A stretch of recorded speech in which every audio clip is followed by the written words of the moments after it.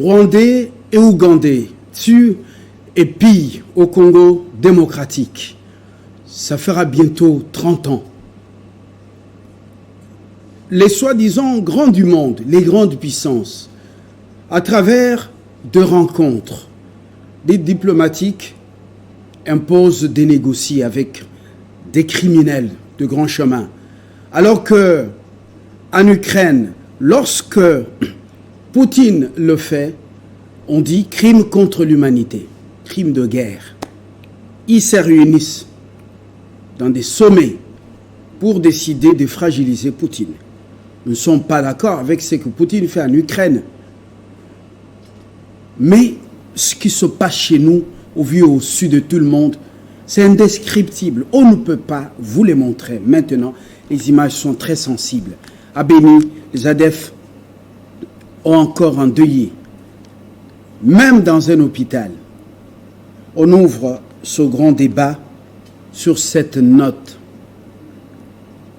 Alain Aling est avec nous, PPRD FCC, Claudel Chikamba est avec nous, analyste politique, mais proche de l'Union sacrée. Les autres, on ne les cite pas parce qu'ils ne sont pas encore là. Nous, on prend de l'envol. Autour de ces deux thématiques, agression rwandaise, la piste angolaise, oui, la piste Lourenço, alternative ou tout simplement diversion. Deux états de siège, vous l'avez suivi, Constant Dima et Luboyan Kachama sont déchargés. Ils vont seulement s'occuper et de l'administration et de la politique. Mais la sécurité, non. Il y a de nouveaux chefs dans les postes de commandement, justement contre l'agression rwandaise et l'agression ougandaise. Alors, mais les raisons ne sont pas encore connues. Nous, on va épiloguer autour de ça, dans ce numéro. Claudel, vous avez la parole. On commence par l'agression rwandaise. Une rencontre, certains ont dit tripartite, d'autres, dans certains médias, ont parlé de tête-à-tête, mais il n'y a pas eu un tête-à-tête. C'était donc une rencontre pour trouver une issue à cette crise sous la médiation angolaise. Oui, le roi João Lourenço bénéficiait de l'apport de l'Union africaine. Mais aucun communiqué sanctionnant la rencontre. 3 chefs d'État sont donc devant la presse, chacun dans sa version. Chacun dans sa version. Le Rwandais nous parle autre chose. Le Congolais a donné sa version et lui-même le médiateur, vous l'avez suivi. Vous avez la parole pour éclairer l'opinion, vous éclairez les Congolais et tous les congolophiles. Merci pour l'invitation encore une fois de plus dans ces prestigieux plateaux. Je commencerai par présenter mes sincères et vives condoléances au peuple angolais qui vient de perdre un président, un chef d'État à l'âge de 82 ans, à 80 ans plus tôt, le président Eduardo dos Santos, qui a géré l'Angola de 1979 jusqu'en 2018 pendant 39 ans. Ce fut un président qui a été de tous les combats au niveau du continent africain. Et donc, mes sincères condoléances à la nation angolaise parce qu'on parle justement de l'Angola. Alors, venons-en justement à ces assises qui ont eu lieu, à ce mini-sommet du mercredi dernier. D'abord, première constatation, c'est que les 2 grandes conclusions qui ont été émané de ce sommet, pour moi, ce sont des conclusions qui sont tout à fait assez négligeables. Pourquoi? Premièrement, on parle d'un cessez-le-feu immédiat qui aurait été obtenu au niveau de ces 2 rencontres, alors que le ministre rwandais des Affaires, le ministre des Affaires étrangères rwandais, M. Vincent Biruta, estime qu'il n'y a eu ni accord ni cessez-le-feu parce que pour le Rwanda n'étant pas parti au conflit et donc le Rwanda ne peut pas signer de cessez-le-feu. Et donc l'annonce du cessez-le-feu, c'est une annonce d'ailleurs qui a été même tournée un peu en dérision par le M23 qui a repris tout de suite avec les hostilités. Alors deuxième élément important, c'est que lorsqu'on parle, le président angolais nous parle de la reprise des échanges, il parle du réchauffement des relations diplomatiques qui devrait être à la une. Je pense que c'est une diversion dans la mesure où l'Angola et plutôt le Rwanda et la RDC n'ont jamais arrêté de se parler. D'ailleurs, en 2021, en juin 2021, il y a eu des accords commerciaux qui ont été signés entre les 2 pays. les deux pays participent avec les autres pays de la CIRGL dans le cadre du mécanisme conjoint élargi de vérification qui comprend tous les pays de la région de la CIRGL, comme je l'ai dit, plus la MONUSCO. Et donc, le Rwanda et la RDC se parlent régulièrement. Les deux pays, leurs ambassadeurs n'ont pas encore été rappelés. Il n'y a pas gel des relations diplomatiques, sauf qu'il y a simplement des tensions. Et donc, ça démontre un peu qu'il y a eu une sorte de gêne, une sorte de blocage dans les négociations à Luanda, et qu'on n'est pas arrivé réellement à mettre le doigt dans la plaie. C'est là où je dis que je salue un tout petit peu l'attitude du président Tshisekedi. Maîtrise-t-il vraiment non, j'ai comme l'impression que à laquelle il s'attelle? Est-ce que l'Union africaine a fait vraiment a fait un bon choix? Est-ce que ce n'est pas un deal, par exemple, entre le Rwandais et l'Angolais? Voilà, Benda dossier et Panayo, que je vienne là-bas parce que je ne serais pas allé. Non, le choix n'est pas aussi mauvais parce que le président angolais, c'est notre voisin. Le président l'Angola a joué un rôle historique dans les conflits entre la RDC et les pays tels que le Rwanda, le Burundi et l'Ouganda. Souvenez-vous de la guerre de 1998 jusqu'en 2003. En 2002-2003, lorsque l'Angola est intervenu effectivement dans le conflit. Donc l'Angola connaît bien les problèmes de la région. Et donc la désignation du président angolais relève d'une connaissance parfaite de ce qui se passe dans la région. Mais maintenant, ce que je disais... Souvenez-vous que Savimbi, l'ancien rebelle, a été offert comme un morceau de gâteau sur un plateau d'or par certaines puissances à Eduardo qui avait beaucoup souffert. Vous avez évoqué ça. Peu à son âme, ce n'était pas gratis. En contrepartie, il y avait quoi? Bon, beaucoup de personnes Vous maîtrisez la politique internationale. Beaucoup de personnes parlent de l'assassinat de M. Laurent Désiré Kabila. Alors, mais venons-en donc à notre question que nous sommes d'évoquer, pour dire ceci tout simplement que selon, pour ne pas monopoliser la parole, parce que je vois M. Alain qui veut réagir, sur la question que nous sommes en train d'éplucher en ce moment, et donc la rencontre de Luanda, pour moi, le gain que le Congo a pu peut-être avoir, c'est peut-être cette sortie du président Félix Tshisekedi parce qu'il l'a fait à Luanda, en parlant au magazine américain Financial Times, en expliquant clairement que l'option d'entrer en guerre avec le Rwanda n'est pas une option à écarter. Ce qui prouve aujourd'hui qu'au-delà de la diplomatie qui a toujours été mise en avant, il y a aussi l'option militaire qui ne devrait pas être négligée. C'est une position de force que beaucoup de Congolais avaient toujours voulu voir le président de la République brandir, le gouvernement de la République brandir, qui a été finalement mise en exergue et qui permet au Congo de rentrer dans une position qui lui permet de négocier, cette fois-ci en position agressive. Et donc, pour le moment, les assises ont été reportées encore jusqu'au 12, donc ils devront encore se retrouver au 12 avec les experts. Mais pour moi, c'est que on n'a pas eu grand-chose de cette rencontre de Luanda. On aurait pu obtenir grand-chose si, par exemple, le président Kagame peut-être aurait reconnu, ou bien qu'il y aurait eu des éléments déposés par la RDC, ou bien par une pression internationale pouvant amener le Rwanda à avouer son implication dans les conflits dans l'Est de la RDC. Alain Lang, ce que Félix Tshisekedi connaît avec les Congolais maintenant, il n'y a rien de nouveau. Même spectacle, même scène. Le Rwanda agresse le Congo avec l'Ouganda, vous vous rappelez. Et c'est le même scénario pour abrutir, avilir les Congolais et les distraire. Vous aussi, ayant vécu ça avec Joseph Kabila sous votre régime, quel est votre regard et lecture personnelle de la rencontre de Luanda Toute ma compassion depuis ma mort au peuple angolais qui vient de perdre, n'est-ce pas, l'un des grands acteurs du développement de ce pays, Eduardo Santos, paix à son âme. Et pour revenir à la question, Monsieur Fabien, il faudrait qu'on soit honnête envers nous-mêmes et pour dire la vérité au peuple congolais, n'est-ce pas, par rapport à tout ce qui entoure ces dossiers, n'est-ce pas, de guerre de l'Est, notamment les dossiers du M23 qui aujourd'hui endeuille la population congolaise à la partie de l'Est. Et écoutez, les mêmes effets, comme disent les économistes, produisent le même les mêmes causes produisent les mêmes effets, voulais-je dire.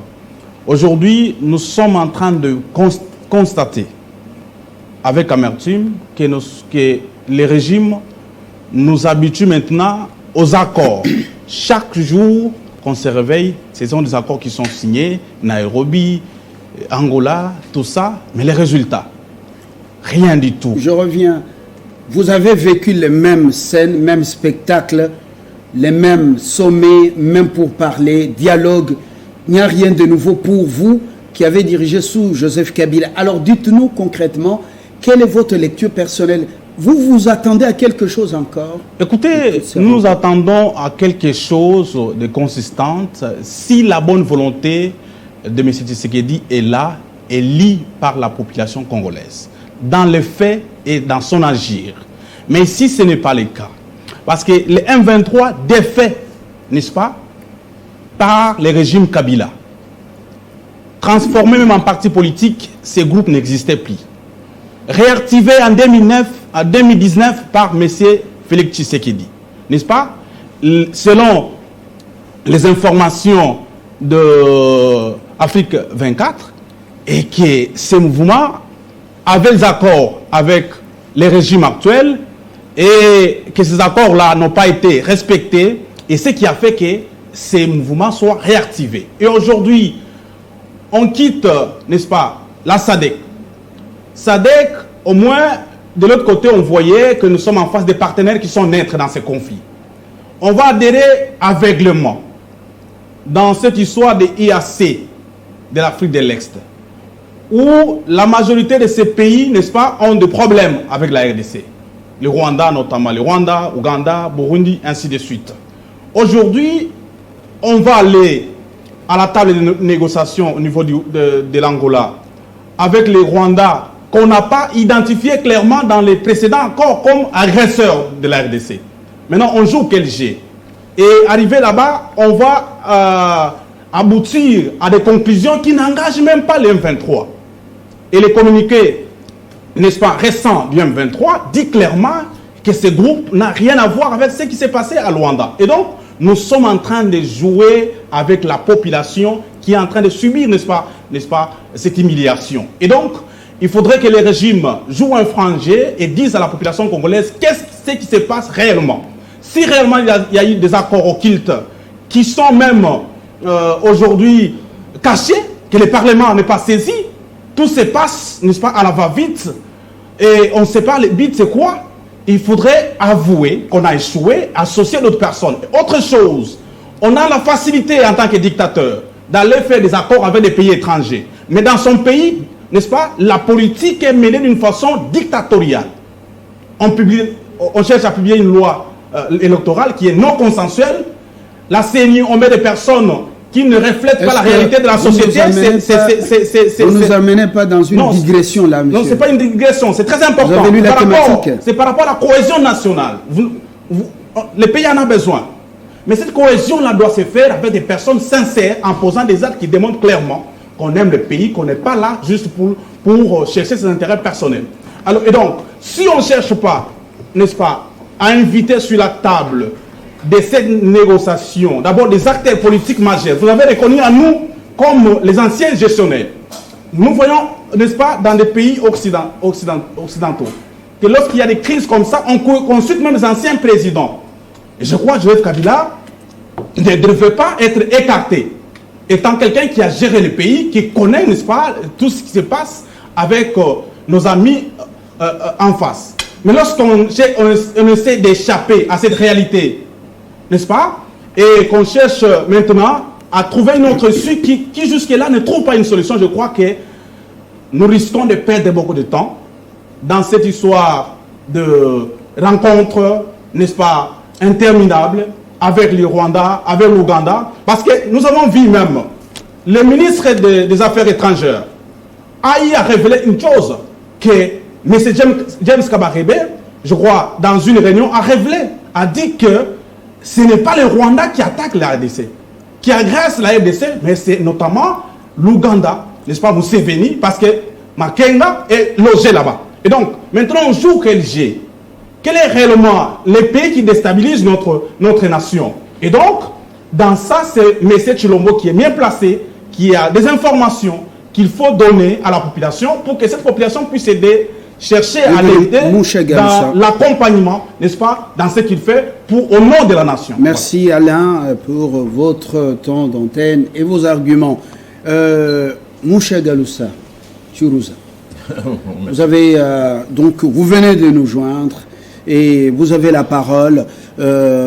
À Luanda, 3 chefs d'État devant la presse, chacun a sa version de la rencontre, aucun communiqué final sanctionnant la rencontre. Et du coup, certains analystes estiment que le fait d'amener Kagame là-bas et de pouvoir accepter d'intimer le cessez-le-feu immédiat,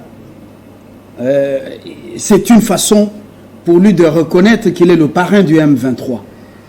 Alors, quelle est votre analyse personnelle? Bon, l'analyse personnelle, je crois, il faut la lire sous 3 éléments. D'abord, l'avant Luanda, pendant Luanda, et ce qui vient de se faire maintenant après cette tripartite-là.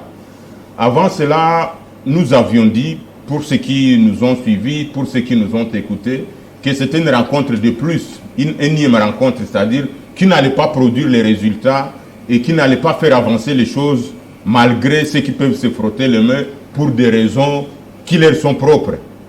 Et donc, finalement, l'histoire et les faits nous donnent raison de ce que nous avions dit. Deuxième élément, par rapport à ce qui s'est passé à Luanda, c'était clair. La feuille de route, c'est toujours une intention. C'est-à-dire, il n'y a rien de concret. Une feuille de route, c'est-à-dire, ça exprime l'intention, ça exprime la volonté, ça exprime les désirs, les souhaits de l'un ou l'autre. Mais alors même dans cette fameuse feuille de route, alors, les M23 se retirent de leur position pour aller où? Rentrer dans leur pays, le Rwanda, ou rester sur le territoire congolais. Museveni les a hébergés. Il les a hébergés. Vous venez de suivre le FCC. Il les a hébergés, le FCC qui relaie donc le discours de Kabarebe. Oui, le FCC, c'est un regroupement politique. Je ne peux pas...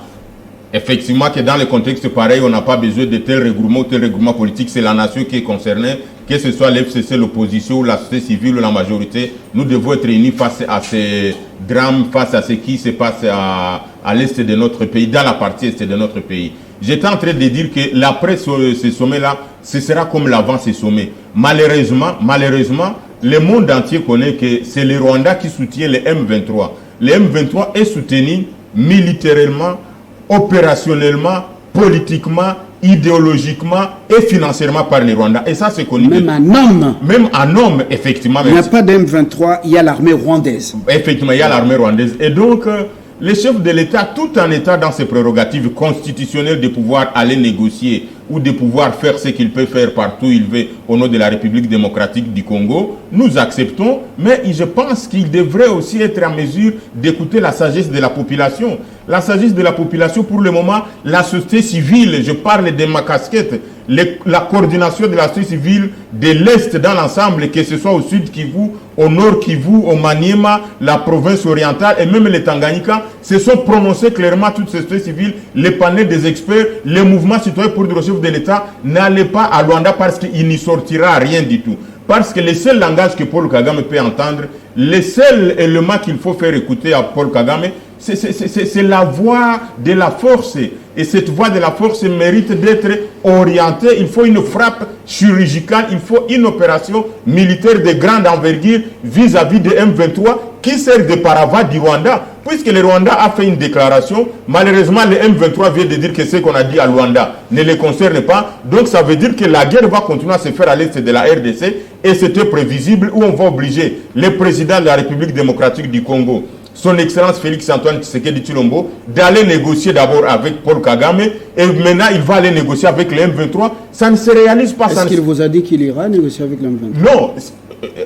La feuille de route, tous les différents communiqués qu'on a publiés à l'issue de cette tripartite disent qu'il faut un cessez-le-feu. Quand on parle d'un cessez-le-feu, ça veut dire quoi? On n'a pas besoin d'avoir des lunettes ou d'être de notre niveau, et nous qui sommes sur ces plateaux pour les comprendre. Même un enfant de l'école primaire... Cessez-le-feu immédiat et retrait du des Rwandais du territoire effectivement, de Bunagana et d'autres. Effectivement, Fabien, quand on parle de cessez le feu, c'est-à-dire on nous oblige, nous les Congolais, on nous oblige, nous la RDC, on oblige les institutions légalement établies de croiser les bras et de ne pas attaquer les... Monsieur Chirouza, est-ce que vous savez que derrière le Rwanda, il y a les multinationales et les armes qui passent par le Kenya, le Kenya aussi hypocrite, les armes qui passent par là.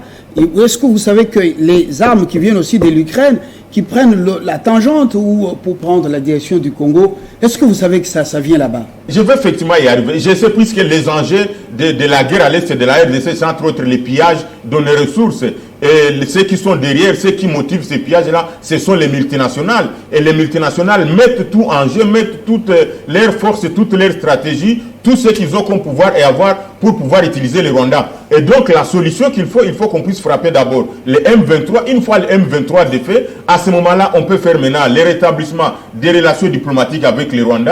Et à ce moment, il faut faire ce que nous sommes en train de dire et ce que nous appelons, c'est qu'il faut une diplomatie pluraliste, c'est-à-dire multisectorielle, où il faut pluridisciplinaire également, Monsieur où il faut envoyer... Non, Fabien, je n'ai pas encore terminé. Bon, mais pour qu'on y arrive, le temps, je vais terminer par en train de conclure cette première prise de parole avant que je fasse aussi des propositions. C'est-à-dire pour aller persuader les multinationales de dire ne continuez pas à négocier avec les Rwandais, venez seulement ici chez nous parce qu'à ce moment-là, ils n'auront plus de quoi utiliser, ils n'auront plus un bras séquilier à faire. Et les multinationales, quand ils vont se rendre compte de cela, c'est normal et à ce moment-là, on peut rétablir les bonnes relations. Mais continuer à négocier avec les Rwandais, continuer à pleurnicher la grande RDC devant un petit pays comme les Rwandais, ce n'est pas les moyens qui nous manquent, ce ne sont pas des hommes qui nous manquent, ce ne sont pas des ressources qui nous manquent. Monsieur Chirouza, on entend tout ça. Il faut une le Sud Kivu est dans l'instabilité permanente et vous n'avez rien fait. La fameuse société civile. Je vais y revenir en termes de propositions. Voilà,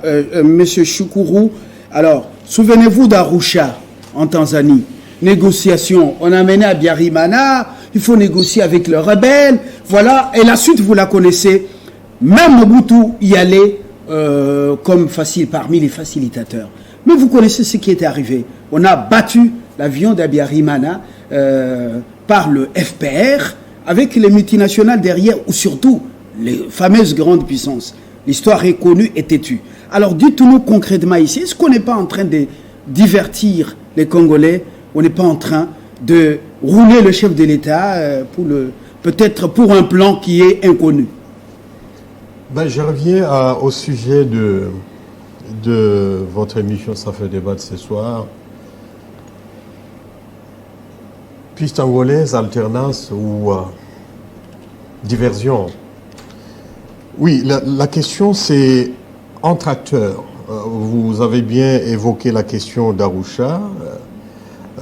Aujourd'hui, nous payons les conséquences de ces banditismes qui continuent de M. Kagame, parce qu'il ne faut pas se voiler la face. Il n'est pas Même le seul. si l'Occident a tout fait pour effacer, on sait que l'origine du génocide et l'origine de ce qu'on nous présente comme groupe armé FDLR qui menacerait le pouvoir de Kigali, mais c'est lui-même la base. Si l'avion d'Abiyarimana n'avait pas été abattu dans la soirée du 6 avril 1994, il n'y aurait pas génocide. Et surtout que vous l'insinuez très bien, Abiyarimana, paix à son âme, revenait des négociations à Arusha, en Tanzanie. Hein? Et donc, je pense que l'acteur étant celui que nous connaissons, il n'y a rien à attendre de ces choses-là, parce que la diplomatie, c'est vrai, dans un certain contexte, elle opère, elle agit, mais face à un partenaire connu, que lui c'est la guerre ou rien, on perd parfois du temps inutilement. Pas plus tard que c'est avant-midi, vous avez suivi la réponse d'un certain Vincent Biruta, qui remet presque en cause l'engagement de son président à Luanda. Et donc, ça laisse quand même... ça fait qu'on ne croit plus à M. Kagame. Donc, je crois que le seul langage que Kagame peut entendre... Vous croyez en lui? Avant, je croyais à la piste diplomatique, mais face à un partenaire qui est connu avec lui, la diplomatie ne fonctionne pas. Il faut aller par la force. Et donc, je continue à insister sur deux choses. Chers dirigeants, mettez les moyens à nos forces armées. Parce que même si aujourd'hui, on arrivait à satisfaire toutes les envies de Kagame, il va nous créer un autre M23 après ce M23. Je réponds à une préoccupation qui a été soulevée sur ce plateau. C'est une hérésie. Le président Félix ne vient que dans le cadre du principe sacro-saint de l'administration de continuer ce qu'avait commencé le régime de mon frère Alain ici. Le 23 mars 2009, on signe un accord avec le M23. Et c'est Raymond Tshibanda qui paraphe avec un certain docteur Désiré Kamazi du CNDP. Au lieu de résoudre le problème dans la globalité, selon la feuille de route qui avait été convenue avec ces énergumènes du M23, excusez-moi, monsieur le régime de Kabila préfère traiter au cap, il essaie de prendre qui lui paraît bon pour son régime, et Kagame, il joue les jeux de Kagame parce qu'en même temps Kagame prend les autres, il les amène pour le former et le recycler pour revenir à la même case de départ. Si ces problèmes avaient été résolus conformément à l'accord du 23 mars, peut-être on aurait un autre M23, mais pas le même M23. Évidemment que je ne dédouane pas Kagame, parce que les envies de Kagame, c'est clair, il ne profite mieux que dans le désordre à l'Est. Et donc, de ce fait, nous devons nous organiser, nous. Nous n'allons pas continuer à pleurnicher. Kagame profite de notre désordre au sein de l'armée. Il profite du manque de cohésion. Monsieur Alain, quand il vous parle, il place tout sur la tête de Félix Tshisekedi. Il oublie que c'est une affaire héritée, que Tshisekedi essaye de résoudre au nom du principe de la continuité de l'État. Ça, on oublie. J'ai entendu des gens dans les réseaux sociaux crier « Oh non, Chilombo a fait ressurgir l'M23 ». Non, messieurs, il faut dire la vérité aux Congolais. Félix Tshisekedi a juste voulu résoudre le problème que vous avez amplifié en embauchant vos copains au sein du M23, oubliant qu'il fallait résoudre le problème dans son entièreté selon l'accord du 23 mars. Voilà. Claudel, Ok, merci. on évolue. Et déjà, tout le monde est d'accord que Luanda, c'est un échec, une diversion. Peut-être qu'après Luanda, c'est une feuille de route qui pourrait aller chez Sassou. Or, on a compris que le jeu de tous ces gens, depuis un certain temps, n'est pas franc. C'est pas parce qu'il est le voisin le plus proche, il faut dire les choses ouvertement. On a plus d'ennemis que d'amis. Alors, qu'est-ce que vous proposez? Mettre la croix sur Luanda, parce que le président Tshisekedi, on l'a vu en colère à Luanda, et puis on ne l'a pas vu content de l'issue. Et vous sentez qu'il n'est pas prêt, ni à écouter le cahier de charges, un cahier de charges de soi-disant 23, ni tout ça. Kagame pourra-t-il accepter les FDLR, les Hutus chez lui? Dites-nous concrètement, au-delà de l'armée, de l'axe militaire, qu'est-ce qu'il faut privilégier? Merci beaucoup. Effectivement, la diplomatie, c'est aussi des attitudes. Hein. La diplomatie, c'est aussi l'habillement. L'attitude du président de la République, je l'ai dit ici, aussi bien dans les discours, dans l'interview qu'il a accordée au Financial Times, que dans son attitude faciale, c'était une très bonne attitude pour justement démontrer l'état d'esprit actuel du peuple congolais. Alors, je rejoins mon voisin de gauche et je voulais même recadrer M. Alain. Quand on parle des questions de la République, à un moment donné, il faut quitter le débat des personnes, M. Alain. La réalité est connue, le M23, c'est une affaire qui a commencé le 23 mars 2009. Le M23 l'affaire a été amplifiée. Je voudrais compléter ce qu'il a dit. J'ai devant moi l'ordonnance présidentielle numéro 13 du 6 juillet 2012. Par cette ordonnance présidentielle, le président Kabila à l'époque a radié de l'armée, notamment le colonel Makenga Sultani Emmanuel, qui est aujourd'hui la tête, n'est-ce pas, le commandement militaire du M23. Il semble qu'il serait mort. Il est encore en vie. Sultani Makenga, radié de l'armée en 2012, n'est-ce pas?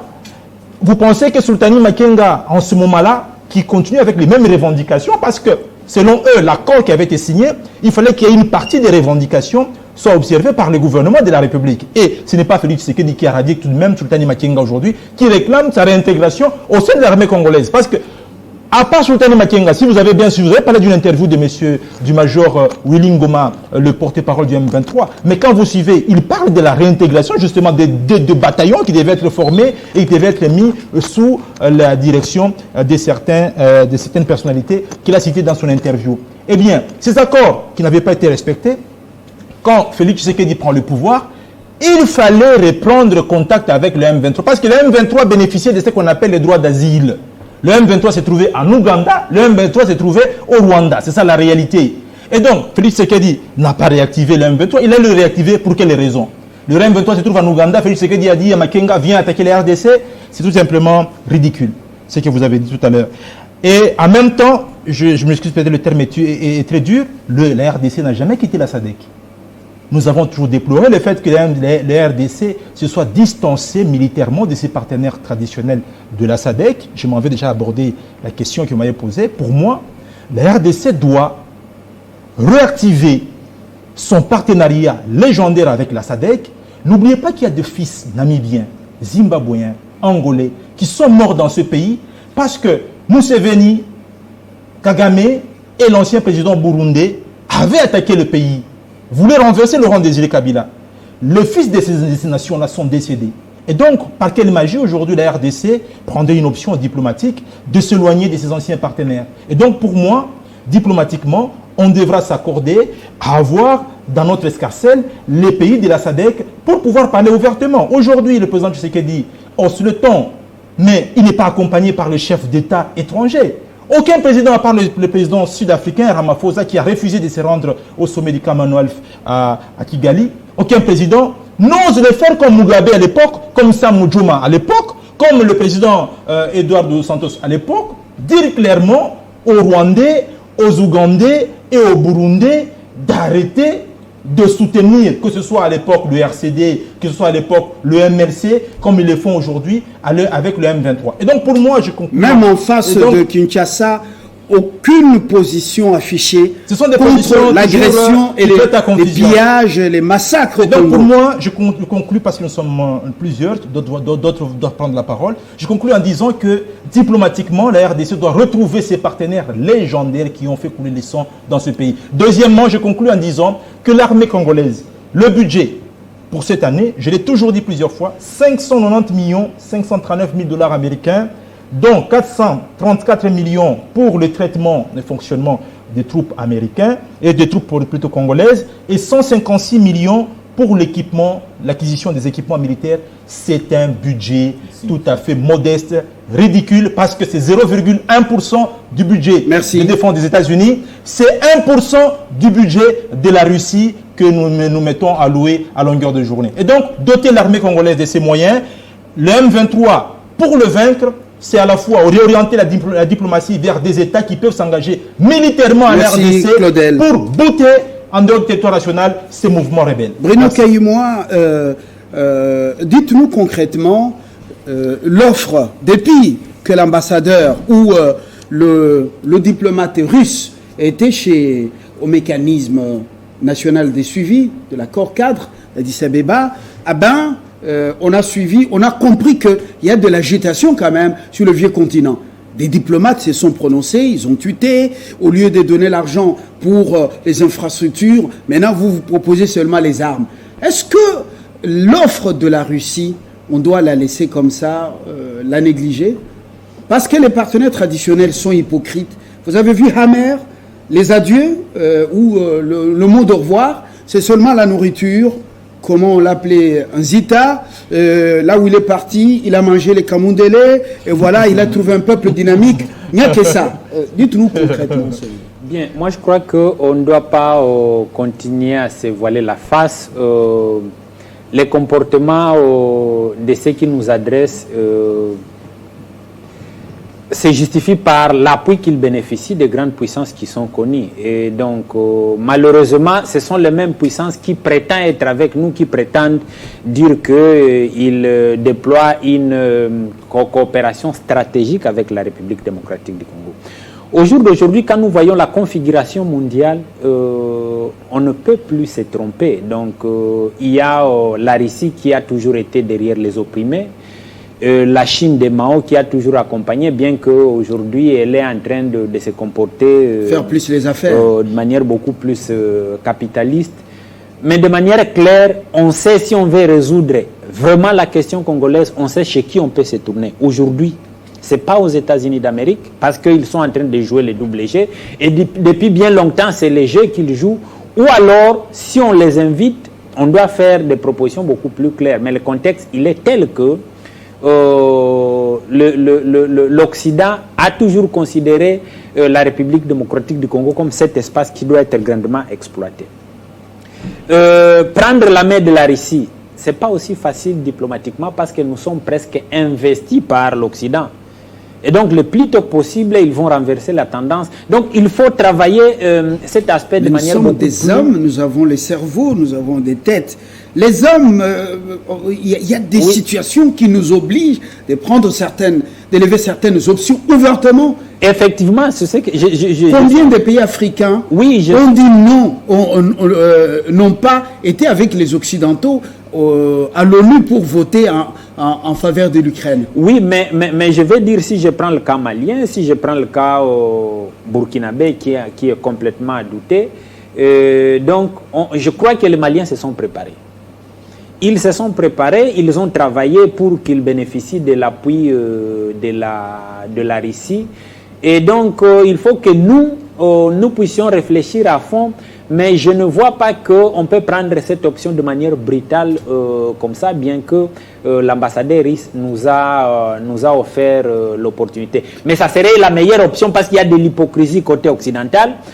On ne peut plus, il faut que nous puissions nous éveiller, il faut que nous ne puissions plus désormais continuer à compter sur les propositions de ceux-là qui continuent à nous faire endormir debout. Je relève le débat. Vous avez suivi la fameuse feuille de route de Luanda. Oui. Vous avez vu les 3 chefs d'État devant la presse. Aucun communiqué final sanctionnant la rencontre. Chacun donne sa propre version de cette rencontre. Faudra-t-il encore y rentrer dans le cas de cette feuille de route, ou peut-être si c'est la passe, le témoin est passé à, comment on l'a donné à Sassou Nguesso, est-ce qu'il faut continuer à faire confiance et envoyer le président au risque et péril dans toutes ces rencontres? Dites-nous concrètement, vous êtes diplomate. C'est vrai, Fabien, trop de médiation, tout la médiation. Donc ça se connaît dans la diplomatie. Mais si on doit procéder par la comparaison entre Nairobi et Luanda, moi je proposerais au président de continuer avec les négociations à Luanda qu'à Nairobi ou qu'à côté Brazzaville. Parce que mon co-débatteur venait de le dire, Luanda est beaucoup plus proche des pays qui ont payé les prix au niveau de la République pour nous soutenir. Si ces pays gardent encore ses frontières, c'est parce qu'il y avait eu l'Angola qui avait décidé d'intervenir et libérer Kitona. Si Kitona n'avait jamais été libéré, le pays allait être balkanisé, on n'allait pas se retrouver ici. Et donc, Lorenzo, c'est quand même un président auquel on peut accorder une certaine confiance et crédit. Et à travers lui, il y a l'Afrique du Sud, il y a la Namibie, il y a les autres pays. Voilà. Et donc, il y a possibilité de continuer à croire sur cette option, l'option Luanda, que l'option Nairobi. Alors, vous réagissez avant d'aborder l'autre thématique qui était, je me dis, Maïlou Boya a déchargé les véritables raisons. Écoutez, c'est toujours les tâtonnements que nous avons toujours décriés dans la gestion de cette crise, n'est-ce pas, que fait face notre pays à sa partie de l'Est.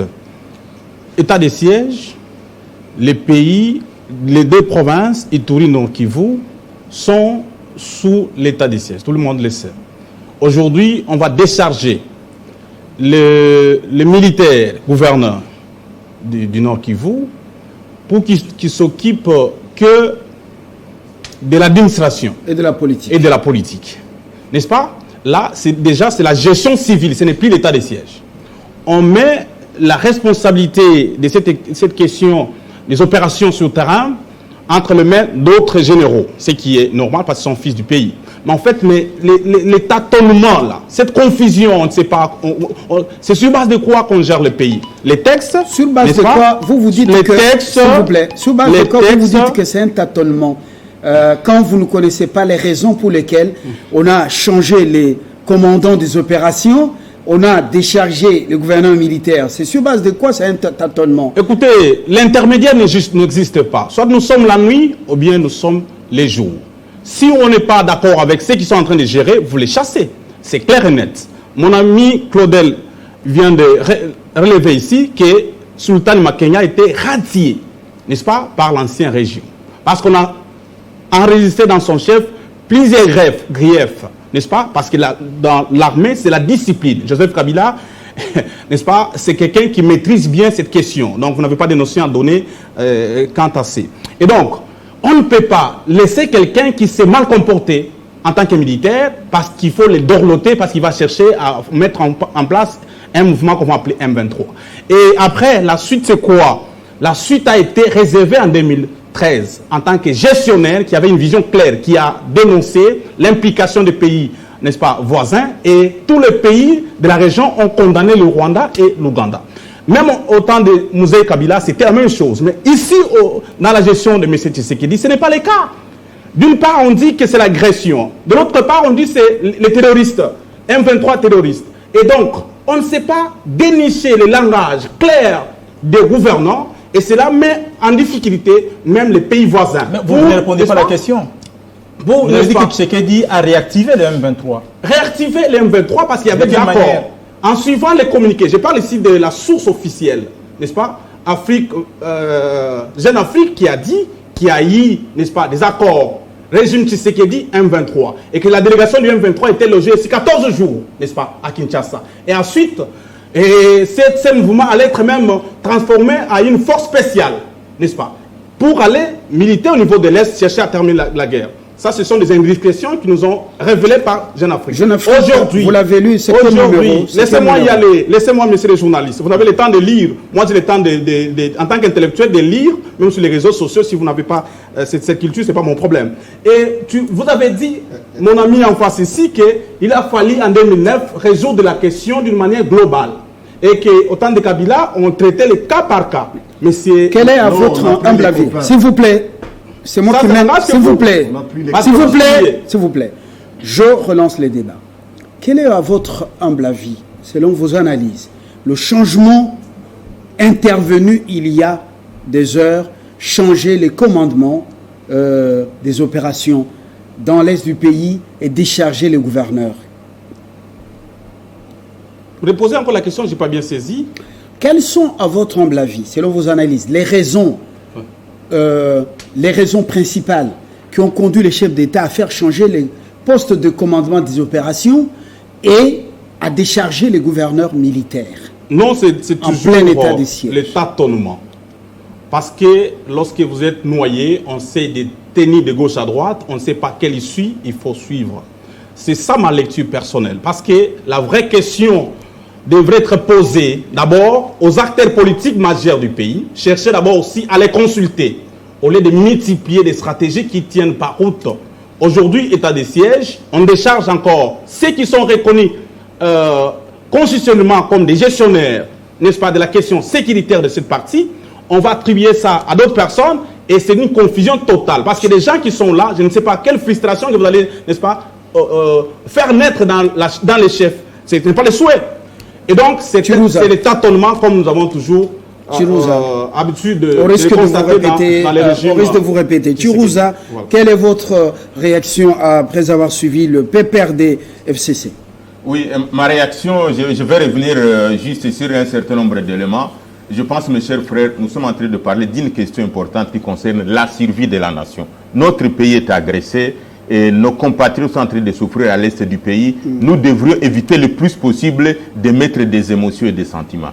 Les M23, c'est vrai, parlons des faits. Les faits sont sacrés, mon frère Fabien, vous le savez bien en journalisme. Les M23, c'est qui est vrai, n'existait plus. À un moment donné, ce qui restait, c'était les mécanismes de vérification qu'on vient de réactiver dans des communiqués qu'on vient de dire, qu'on vient de signaler à Luanda. Et donc, si on entre dans le jeu de dire que c'est sous le régime de Kabila, c'est sous le régime de Félix Tshisekedi, parce que n'oublions pas également que le M23 est signataire de l'Union sacrée. Ça, on peut le dire, mais moi, je ne veux pas entrer dans ces considérations. Ça, c'est connu de tous. On ne va pas les nier autour de cette table.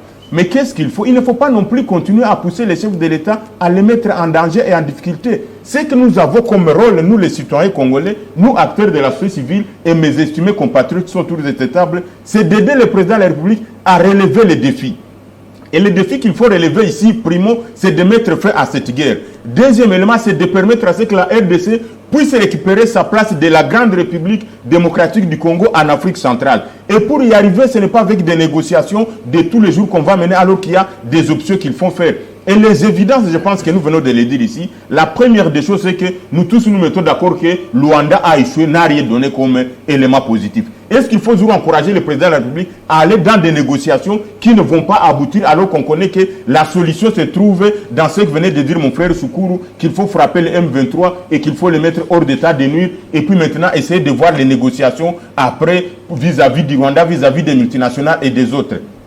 Et pour y arriver, il n'y a pas autant de chemins qu'il faut faire. À court terme, il faut... Je salue la lecture de mon frère Claudel, qui vient de prouver que le budget que nous avons pour l'armée, c'est un budget insignifiant, un budget médiocre. À la limite, je peux dire c'est répugnant d'avoir adopté un budget. Il l'a dit, vous allez encore l'interpréter. Non, oui, c'est pour dire qu'il faut effectivement... On a changé les commandants des opérations. C'est par là que je vais citer. Oui, non, vas-y, rapidement. Si on a changé les commandants des opérations, les changements dans la province d'Or Kivu vis-à-vis des charges et des obligations des deux gouverneurs militaires, effectivement, nous l'avions dit, comme on avait reçu sur ce plateau, Fabio, j'avais dit que l'état de siège qu'on venait de décréter au Nord Kivu ne produira rien. Et la preuve, là, on rentre maintenant voilà sur le problème avec vous. Non, le problème. Prophète qu'on doit croire. J'avais dit. Maintenant, dites aux Congolais. Non, effectivement. Quelles sont les raisons qui ont poussé le chef de l'État à opérer ce changement? Nous réfléchissons. Qu'est-ce qui a comme problème? Est-ce qu'il y a des traites parmi ceux qui étaient là? Les gouverneurs militaires sont beaucoup plus dans la gestion politique et administrative des provinces. Qu'est-ce qui n'a pas marché? Oui, effectivement. Nous réfléchissons. Effectivement, Fabien, ce qui n'a pas marché se résume dans le fait de relever les gouverneurs de leurs fonctions qu'ils doivent faire militairement. C'est-à-dire que les choses n'ont pas marché. Et pour nous, comme ça n'a pas marché, nous l'avions dit, il faut maintenant trouver une proposition, une alternative. Et l'alternative serait de déplacer l'état-major force terrestre. Je ne cesse jamais de le dire, mais parce que ça vient de la société civile, on ne peut pas nous croire. Si on déplace l'état-major force terrestre de Kinshasa, on l'amène à Beni, au Nord Kivu, ça va permettre à ce qu'on puisse résoudre cette question de la résurgence des mouvements de rebelles qui se visent toujours à l'est de notre pays. Et puis, pour terminer, Fabien, je voulais le dire, non seulement avec cette occasion que nous avons, il faut que le président de la République profite ou rentabilise cette opportunité, je ne peux pas dire une opportunité, mais c'est que nous sommes en train de vivre pour galvaniser toutes les forces autour de lui et les forces institutionnelles, je ne sais de le dire, avec une diplomatie plurisectorielle ou pluridisciplinaire, en envoyant non seulement des députés, mais vous les journalistes, les acteurs de la société civile, dans la diplomatie, et que continuer à l'exposer. Parce que ces gens-là, ce qu'ils cherchent pour la RDC, s'ils trouvent que les choses ne marchent pas, ils sont en train de mettre même la vie du chef de l'État en danger. Les multinationales, vous avez parlé autrefois des... on recrute beaucoup de criminels où on les compte parmi elles.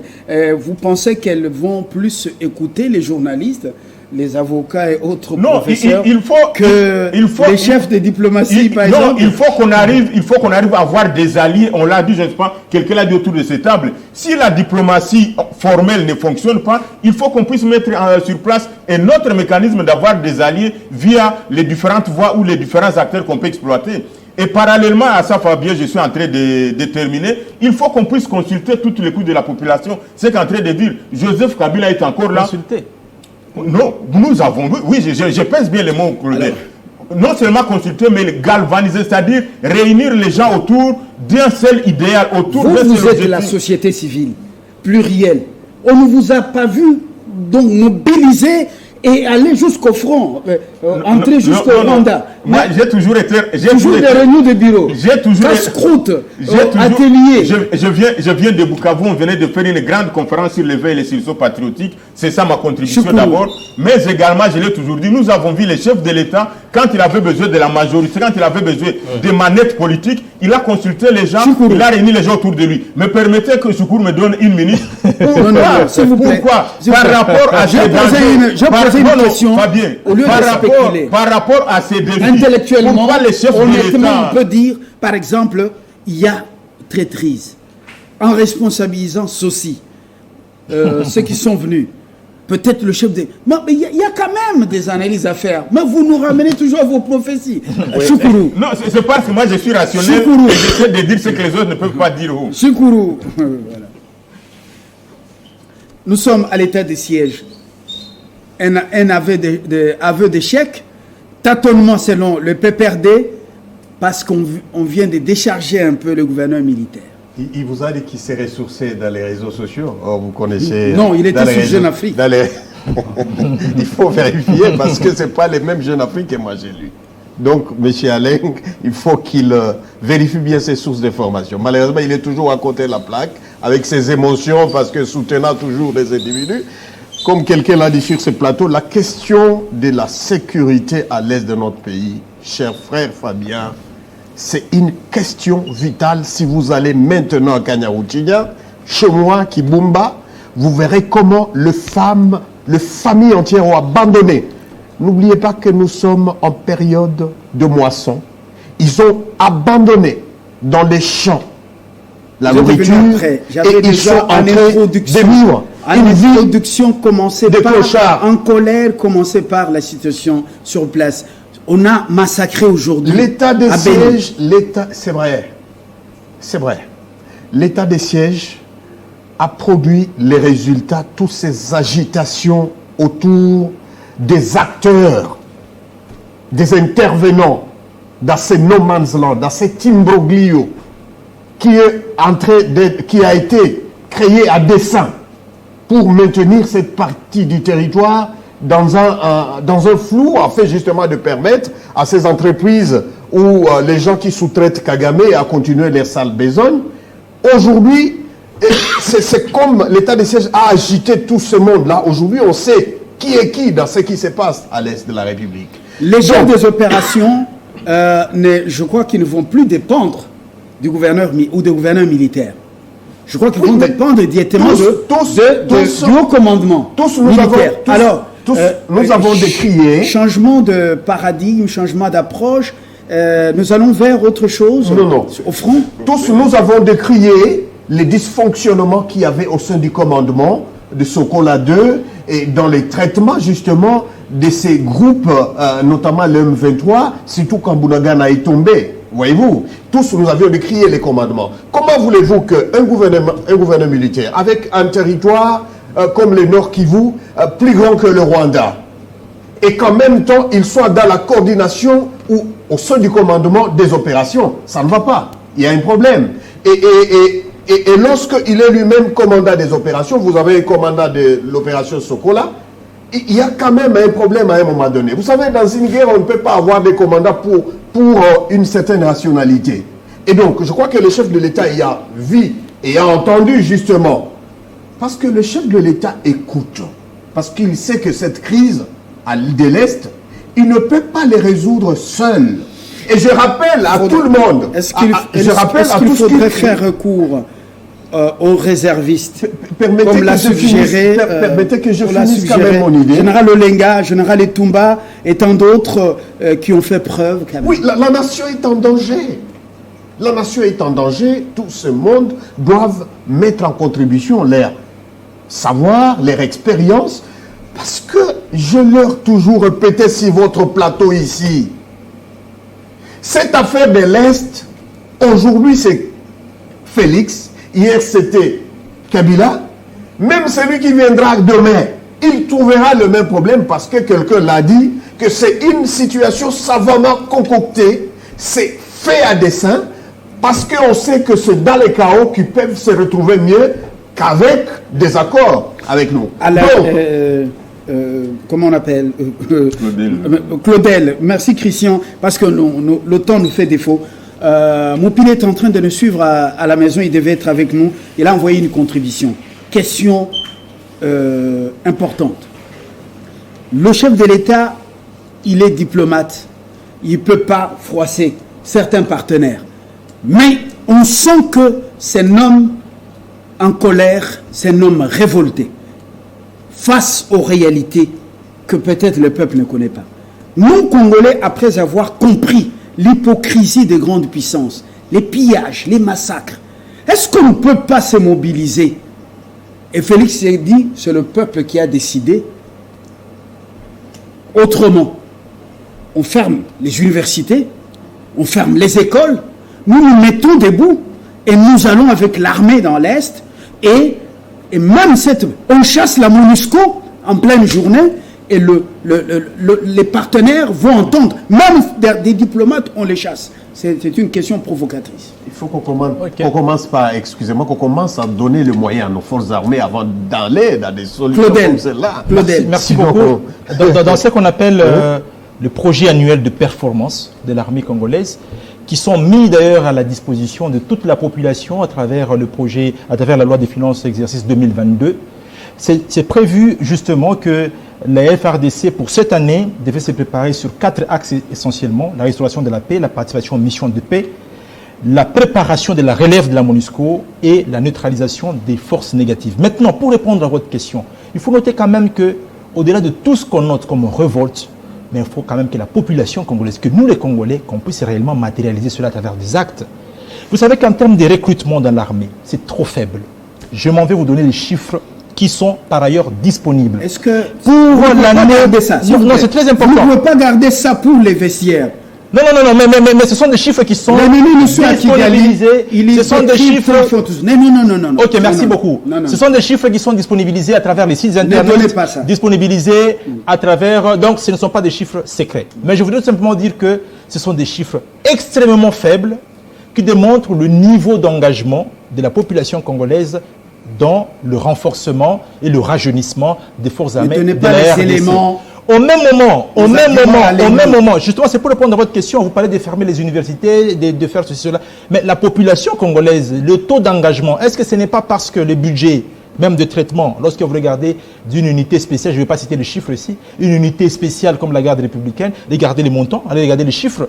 Et donc, est-ce que ce n'est pas ça qui a peur les gens pour s'engager dans les forces armées? Donc il faut une réflexion prospectiviste qui va nous amener réellement à pousser les gens à aimer l'armée. Parce que si la population aime réellement l'armée, le chef de l'État justement, vous le voulez agressif, mais il ne peut pas être agressif sans avoir les moyens de la politique. L'armée n'est pas haïe par le peuple. Et donc aujourd'hui, l'armée n'est pas haïe par le peuple, mais le peuple, l'amour de l'armée, le renforcement de l'armée se démontre notamment par le fait de pouvoir se faire recruter. Merci. Alors, je termine par un élément important, c'est que je voudrais répondre à mon frère Alain Aling et éclairer l'opinion que l'état de siège n'est pas un individu, ce n'est pas un gouverneur militaire. L'état de siège, constitutionnellement parlant, c'est un régime d'exception où les autorités civiles sont remplacées par des autorités militaires.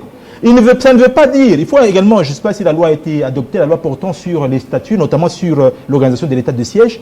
Ça ne veut pas dire que le commandement doit nécessairement être entre les mains d'une seule personne. Le Nord Kivu et l'Ituri, surtout le Nord Kivu, a toujours été une zone d'opération militaire spéciale, notamment avec les différentes opérations. L'opération Sokola 1, Sokola 2, ce sont des opérations militaires spéciales qui sont toujours en cours. Et le gouverneur militaire qui administre la cité, ça veut dire administrer les affaires purement civiles, dont notamment la mobilisation des recettes, l'administration du territoire, le gouverneur se retrouve surchargé et ne peut pas en même temps commander les opérations militaires spéciales sur le terrain, encore qu'actuellement, ces opérations se sont accentuées avec la montée en puissance du M23. Vous avez suivi Mme Bintou Keïta. Elle vous dit que le M23 aujourd'hui utilise les armes de la dernière génération et les armes sophistiquées. Est-ce que Bintou, c'est ça son rôle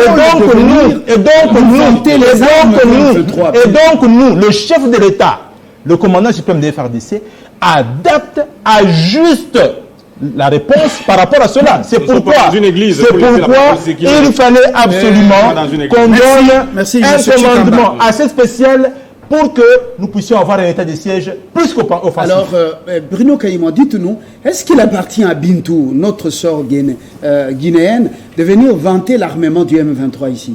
Elle connaît la vérité, connaît l'hypocrisie à New York, elle connaît l'hypocrisie à Genève. Alors, est-ce que c'est ça son rôle, vous qui êtes relationniste? Bien, elle est venue comme agent des Nations Unies. Elle sait que si elle ne fait pas le job par rapport à la ligne de conduite des Nations Unies, on va le mettre à la porte. Donc elle est consciente de ça. Ce n'est que le travail qu'elle peut faire. Mais permettez-moi de revenir rapidement sur une question la plus importante en rapport avec la stratégie, le déploiement militaire qui a été... Nous pouvons lire cette contribution de Moupili. Je vous suis à la maison. Les analyses pertinentes des invités. Cependant, l'actuel président angolais Lourenço a trahi son mentor qui vient de mourir, selon lui, José Eduardo dos Santos, pour plaire aux Américains, qui lui avaient promis monts et merveilles. Donc, il n'inspire pas confiance sur le panafricanisme. Je soutiens le changement de commandement dans l'Est, dans les zones d'opération, mais il n'est pas suffisant. Il faut renforcer le service de renseignement par les animateurs patriotes et en matériel sophistiqué. Vous continuez. Changement au niveau du commandement militaire. Il y a un livre important, un livre qui est vraiment reconnu dans la question de la guerre, l'art de la guerre, écrit par un grand classique chinois, Sun Tzu. Ces livres, quand vous les lisez, quand vous observez de très près les opérations militaires américaines, quand vous observez les opérations militaires britanniques, françaises et autres, chaque fois qu'il y a déploiement, Fabien, il y a toujours cette nécessité d'évaluer le déploiement, de voir ce qui a marché, ce qui n'a pas marché, d'envisager la réorganisation des troupes, la reconfiguration, le redéploiement. Et donc, l'acte qui venait d'être pris, moi je crois qu'il vaut la peine simplement parce que même en Ukraine, quand on voit comment Poutine s'est comporté, il est arrivé jusqu'au niveau de la porte de la capitale, mais qu'est-ce qu'il a fait? Il a redéployé ses troupes, donc il a évalué sa stratégie et il a pensé ou il a repensé la stratégie. Et donc, si après avoir évalué la stratégie qui était celle de déployer des gouverneurs militaires au nord, qui vouait à Nituri, on se rend compte aujourd'hui qu'il faut diviser les têtes des opérations, avoir dans les actions civiles et maintenir le chef militaire et dans les opérations militaires renforcer la présence d'une personne qui ne sera en train de ne penser qu'à des opérations militaires. Je ne vois pas en quoi on peut appeler ça l'échec. Parce que ceux qui connaissent bien l'Est, ceux qui voient ce qui se passe au niveau de l'Est, c'est pas le tâtonnement. Il n'y a rien de tâtonnement dans ça. Il n'y a rien de tâtonnement parce que, effectivement, si on voit ce que Mme Bintou Keïta a dit, effectivement, le Rwanda est en train de déployer une grande partie de ses hommes, simplement parce qu'il y a effectivement de la résistance côté congolais. Mais si on compare ce qui est en train de se passer aujourd'hui et au temps de Kabila, on devrait déjà assister à la chute de Goma quand on était dans le... Parce qu'il y avait cette promenade de santé, les Rwandais et les M23 venaient occuper Goma quand ils voulaient et ils rentraient. Mais aujourd'hui, avec les redéploiements, on ne peut plus Merci Bruno. Merci Bruno. Merci Bruno. Merci Bruno. Merci Bruno. D'activité. Merci Bruno. Chacun a 30 secondes pour conclure. C'est ce Congo qui nous reste. Alors, on a beaucoup critiqué. Concrètement, si vous avez des recettes, vous pouvez écrire à qui de droit, mais sur ce plateau, un mot pour terminer. Alain. Je crois qu'il faut mettre fin définitivement à cette sorte hégérémie dans les chefs de ceux qui dirigent. M. Claudel qui dit ici, il est de l'Union sacrée. Ce n'est pas ici sur la place publique, à la télévision, que tu viendras te plaindre par rapport au budget qui est médiocre. Dites-le clairement à votre chef. Je crois que la mobilisation de la population pour, n'est-ce pas, manifester son intention de mettre hors d'état de nuire ces gens qui sont en train de tuer la population. Vous l'avez vu, la mobilisation est là prête. Mais il ne faut pas laisser, en fait, cette vérité réelle qui est qu'il y a un messie qui gère le pays. n'est-ce pas, qui a la responsabilité de Monsieur sécuriser Galoussa. sa population. Lorsqu'on a failli dans cette mission-là, il faut les Monsieur dénoncer. Galoussa. Et M. Tshisekedi est les responsables de ces fiascos.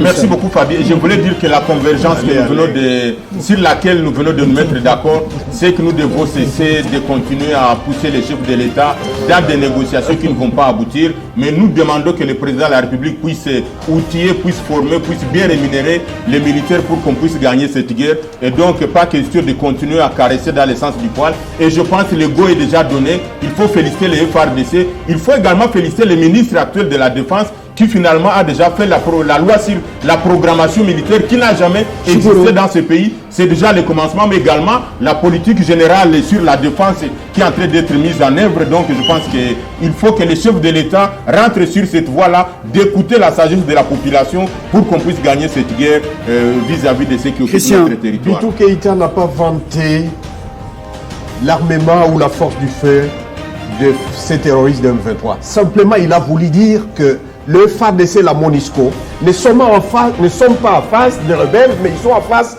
de l'armée rwandaise. Savez-vous pourquoi? Est-ce qu'à New York, elle l'a dit? Le M23 a pris les espaces frontaliers avec le Rwanda ou l'Ouganda. Vous savez pourquoi? C'est parce que la nuit, savez-vous pourquoi aussi ils attaquent la nuit?